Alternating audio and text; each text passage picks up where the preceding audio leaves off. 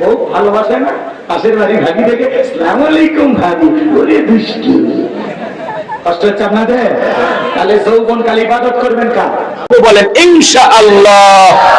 আরেকটু জোরে বলেন ইনশাআল্লাহ। আরেকটু বলেন ইনশাআল্লাহ। এই যে ওয়াদা দিলেন, ওয়াদা ভঙ্গ করা কিসের লক্ষণ? মুনাফিকের লক্ষণ। চাচাও জানে, মারহাবা খান। তাহলে ওয়াদাটা ঠিক রাখবেন। ওই যে এক চাচা শার্টের বোতাম খুলছে, আমি চাচ্ছি আপনি পুরো শার্ট খোলেন, তাও মাঠে থাকা লাগবে। থাকা লাগবে, যাওয়ার কোনো সুযোগ নাই। গরমের অজুহাত থেকে উঠবেন না, সবাই একটু ধৈর্য নিয়ে বসে থাকবেন ইনশাআল্লাহ। চলুন, আল্লাহর কোরআনের কথা শোনার জন্য আপনারা বসেছেন। 2 দিন ব্যাপী তাফসীর মাহফিল, কোন একটা মেসেজ নিয়ে বাড়িতে যাওয়া দরকার নাকি বলেন?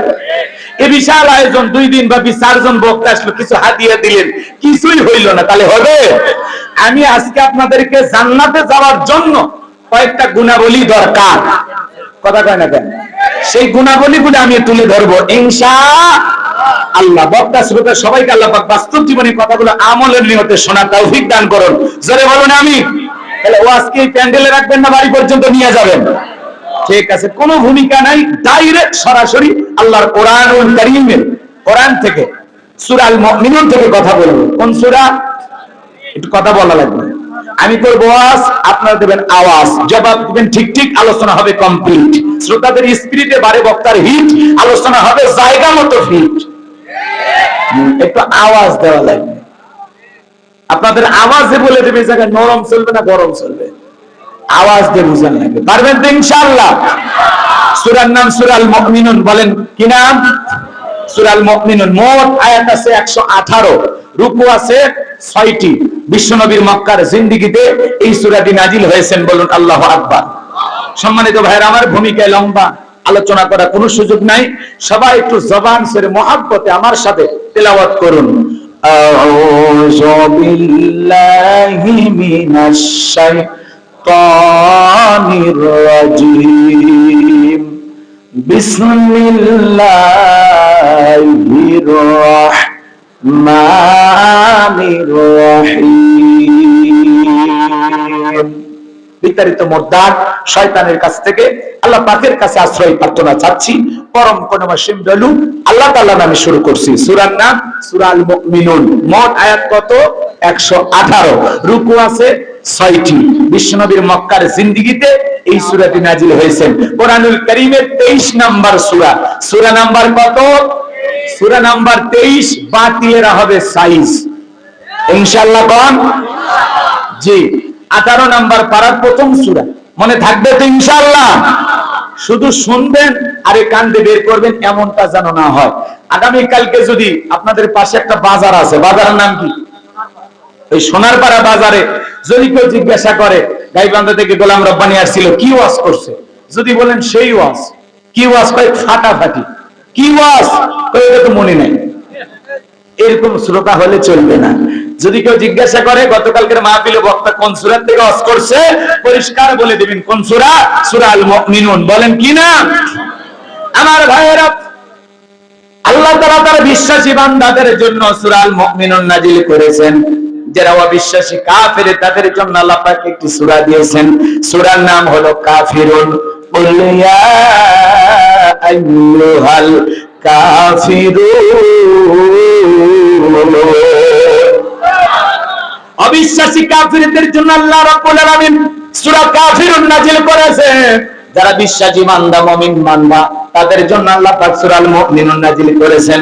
যারা হলো দুর্দুল্যমান, 2 নৌকায় পা দিয়া চলে, মুখে বলে একটা অন্তরে আর একটা দুমুখ সাপ, বৃষ্টি যেই দিকে ছাতা ধরে সেই দিকে গুলালু মার্কা, সব তরকারিতে চলে, ওদের নাম কি?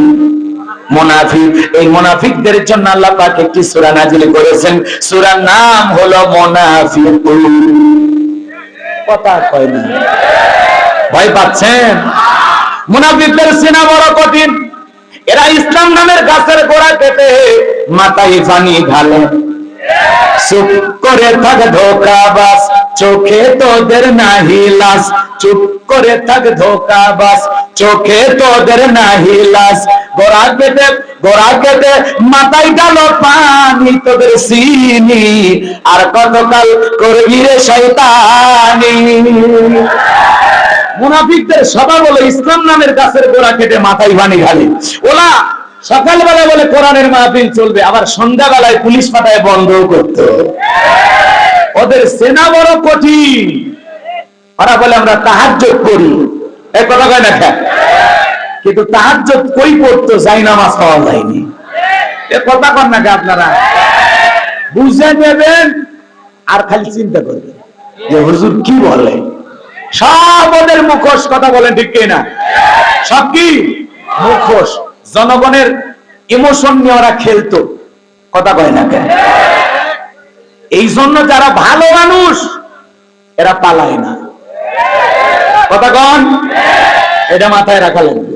সত্যিকারী যারা দেশপ্রেমী তারা দেশের জন্য, দেশের মানুষের জন্য জীবন দিতে প্রস্তুত, কথা বলেন ঠিক কিনা? এটা বুঝে নেওয়া লাগবে। সামনের দিকে যায়, কথা খালি একটু গোছাইয়া লাইন পর্যন্ত যাবার দেন, একটু অপেক্ষা করেন, আঘাত বাজে নেই, বুঝেন না? জমির চতুর্দিকে আল বাজে পানি ছেঁচা লাগবে, তাহলে শেষে মাছ ধরে বাড়ি যাবার যাবে। নিচেই ফাও ফাও না বাঁধতে ছেঁচা শুরু করেন না, ওই আটলান্টিক মহাসমুদ্রের মতো কিয়ামত হয়ে গেলে তো ছেঁচতে পারবেন না, একটু অপেক্ষা করেন। তাহলে মুনাফিক সেনা বড় কঠিন। মনে রাখবেন, বৌদ্ধদের ভিতর থেকে মুনাফিকের জন্ম হয় না, খ্রিস্টানদের ভিতর থেকে মুনাফিকের জন্ম হয় না, হিন্দু দাদাদের ভিতর থেকে মুনাফিকের জন্ম হয় না। মুনাফিকের জন্ম হয় মুসলমানের ভিতর থেকে। অমুসলিমের দ্বারা ইসলাম যতটা না ক্ষতিগ্রস্ত হয়, নামদারি মুনাফিক মার্কা মুসলমানের দ্বারা ইসলাম সবচাইতে বেশি ক্ষতিগ্রস্ত হয়। রাসূলের পিছনে নামাজ পড়ে লোকটা যদি মুনাফিক হয়, আপনার আমার পিছনে নামাজ পড়ে তার চাইতে বড়টা হবে। এই জন্য কেউ যদি মনে করেন যে মুনাফিক চিনতে পারতেছে না, মনে রাখবেন হজ করার পরেও লোকটা আলহাজ মুনাফিক হতে পারে, দাড়ি টুপি থাকার পরে লোকটা মুনাফিক হতে পারে, কথা বলে ঠিক কি না? এই জন্য আপনার আমার আশেপাশেও থাকতে পারে, কথা কয় না কেন? মুনাফিক যে আমাদের সাথে মিশে থাকে, বোঝা যায় না। যে কোরআনের মাহফিল হলে আমরা তো আপনাদের সাথে, আমরা খুব আলেমদেরকে ভালোবাসি, আবার পরে ওই হুজুরের ডিস্টার্ব আছে, কথা কয় না কেন? এইরকম ধুমুক হওয়া যাবে না, কথা ক্লিয়ার। জমিন যার, আইন চলবে। আল্লাহ লাহুল খলক ওয়াল আমর, সৃষ্টি যার, আইন চলবে সে আল্লাহ।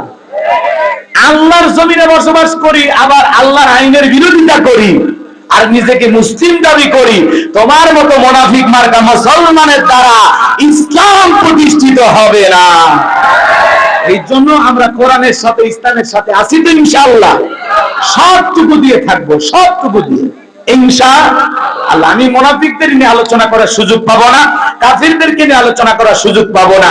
আমি আলোচনা করব আল্লাহর ভিআইপি মুমিন বান্দাদেরকে নিয়ে। চিৎকার মেরে বলুন সুবহানাল্লাহ।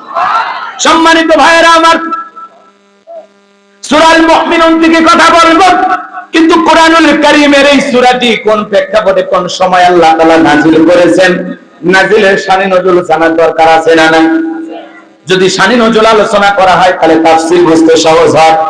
নবীজির প্রিয় সাহাবী হযরত ওমর ফারুক রাদিয়াল্লাহু তাআলা বলেন, আমি মৌমাছির গুনগুন আওয়াজ শুনলাম, ডানে তাকায় মৌমাছি নাই, বামে তাকায় মৌমাছি নাই। বিশ্ব নবীর চেহারা মোবারকের দিকে তাকায় দেখি আমার নবীজি ফিসফিস করে কি যেন তেলাওয়াত করতেছেন। হযরত ওমর ফারুক ডেকে বলেন, আমার বোঝার বাকি রইল না, আসমান থেকে নবীজির উপরে কোরআনুল কারীম নাজিল হচ্ছে, আর বিশ্ব নবী কোরআনুল কারীম রিসিভ করতে ব্যস্ত। বলুন সুবহানাল্লাহ। মৌমাছির গুনগুন ভনভন আওয়াজ হলে কোরআনুল কারীম নাজিল হয়, দপ্তরি সুদির ঘন্টায় বাড়ি মারে টনটন আওয়াজ হলে কোরআনুল কারীম নাজিল হয়। নবীজি যখন ঘোড়ার উপরে থাকতেন, ওই সময় যদি কোরআনুল কারীম নাজিল হইতো, ওহির ভারে ঘোড়ার পাগুলো বালুর ভিতরে ডুবে যেত। দপ্তরি সুদির ঘন্টায় বাড়ি মারে টনটন আওয়াজ হইলে কোরআনুল কারীম নাজিল হইতো। এক সাহাবীর আনের উপরে, রানের উপরে মাথা রেখে নবীজি আরাম ফরমাচ্ছেন, ওই সময় কোরআনুল কারীম নাজিল হলো। সাহাবী ডেকে বলেন, আমার কাছে মনে হয় আমার রানটা ফিরে যাবে, আমার কাছে মনে হয় আমার রানের উপরে পাহাড় চেপে ধরা হয়েছে। তাহলে কোরআনুল কারীমের একটা আলাদা ওয়েট, আলাদা একটা ওজন আছে না নাই? জীবন জীবনের প্রথম কোরআনুল কারীম রিসিভ করতে গিয়ে বিশ্ব নবীর শরীর মোবারকে জ্বর পর্যন্ত এসেছিল।